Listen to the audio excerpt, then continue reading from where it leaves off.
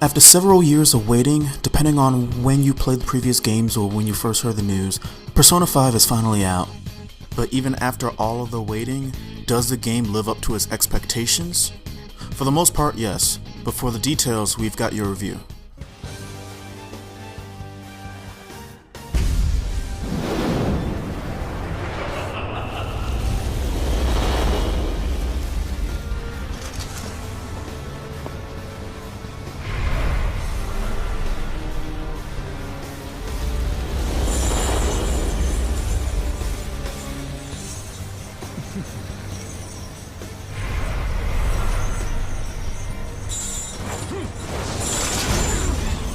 You play as the main character named whatever you want it to be, who just transferred into a new school after running into some trouble with the law that got you expelled from your old school and now on parole.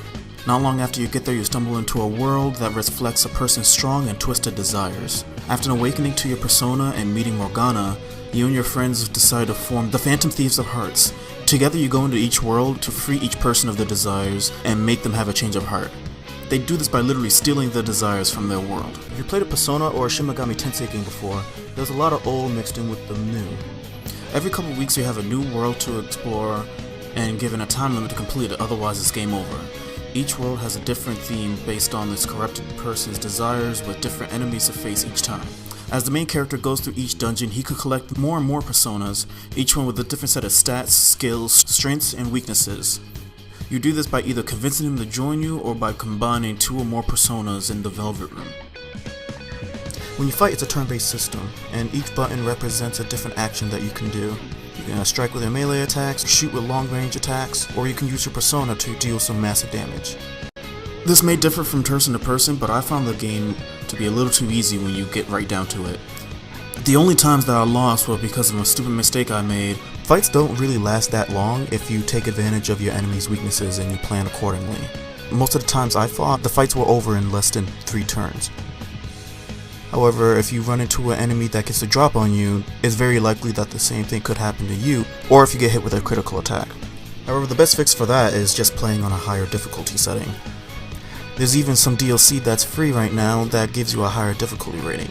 So if you ever played a Persona game or even a Shin Megami Tensei game before, you can definitely crank up the difficulty and still have a much more challenging experience. However, if this is your first Persona game, you might want to just take it easy.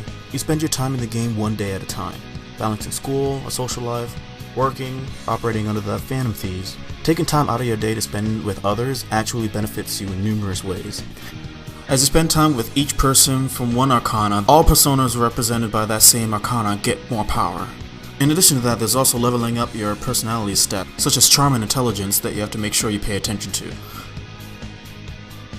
Another way you might have difficulty with the game is if you're poor with your time management. Spending time with the confidants is very important in order to be able to wield stronger personas. If you choose to ignore even just some of them, it could make the game a little harder for you.